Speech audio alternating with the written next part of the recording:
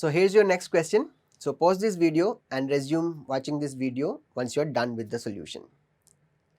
Alright, so let's look at this question.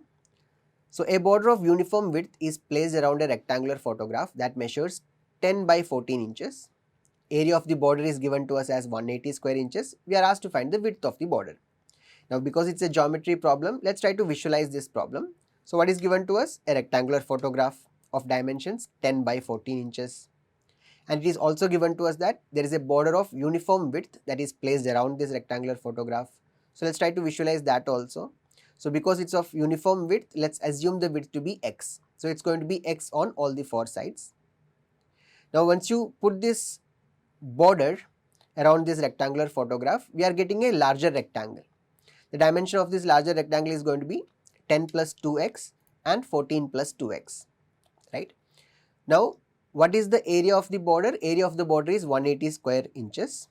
Now area of the border means area of this shaded region, and that is given to us as 180. Now how do you find area of shaded region? It's simple. That is area of larger rectangle minus area of inner rectangle.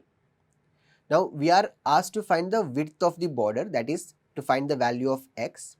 We have to make use of this relation here, because we know that area of outer rectangle is going to be length times breadth of the outer rectangle, that is 10 plus 2x times 14 plus 2x. When you subtract it from the area of inner rectangle, when you subtract the area of inner rectangle from this value, that is 14 times 10, you get the area of shaded region, that is 180, area of the border. Now once we have this equation, all that we need to do is we have to simplify this. So once we simplify this, we can get this down to this form, that is 5 plus x times 7 plus x equals 80. Now what you can do is you can open the bracket, you can frame a quadratic equation to solve this. But there is a much more efficient way to look at this, because we know that one of our answer is going to be correct. One of the given option is going to be correct. So make use of that options, right? So what value of x will satisfy this given equation here? So if you look at if you scan the options, you can easily see that if you substitute x as 3, that is 5 plus 3 times 7 plus 3, that is 5 plus 3 is 8, 7 plus 3 is 10. So 8 times 10 gives you 80. So which means the value of x is going to be 3, and that's our answer, option B.